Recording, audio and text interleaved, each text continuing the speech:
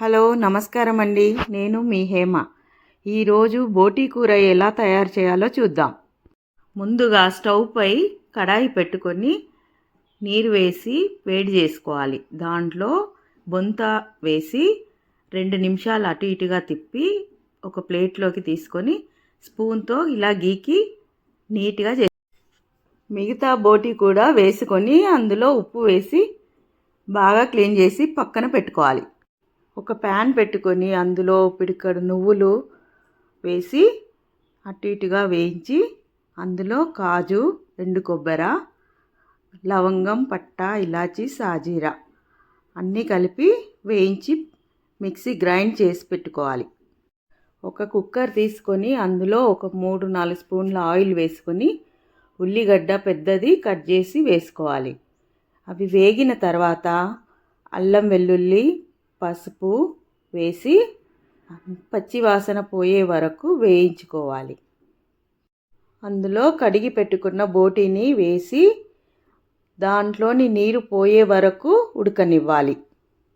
అందులో నీరు పోయి నూనె తేలే వరకు వేగిన తర్వాత ఒక టమాటో వేసి కొద్దిగా మగ్గనివ్వాలి. మగ్గిన తర్వాత ఒక 1.5 స్పూన్ కారపొడి, తగినంత ఉప్పు వేసుకొని మంచిగా కలుపుకొని కొద్దిగా మంట స్టవ్ చిన్నగా పెట్టుకొని వేగనివ్వాలి. ఉప్పు కారం పట్టే వరకు ఉంచి ఇందాక మిక్సీ గ్రైండ్ చేసి పెట్టుకున్న పేస్ట్ని అందులో వేసుకోవాలి. వేసుకొని అందులోనే కొద్దిగా చింతపండు రసము వేసుకొని బాగా కలుపుకొని ఇందులో వాటర్ వేసుకోవాలి. నేనైతే 1/2 కేజీ బోటీకి 2 గ్లాసుల వాటర్ వేసుకున్నాను. ఇందులో కొత్తిమీర వేసి ఒక స్పూన్ ధనియాల పొడి కూడా వేసి మంట పెద్దగా పెట్టుకొని ఉప్పు సరి చూసుకొని నాకైతే కొద్దిగా తక్కువ అనిపించి కొద్దిగా వేసుకున్నాను.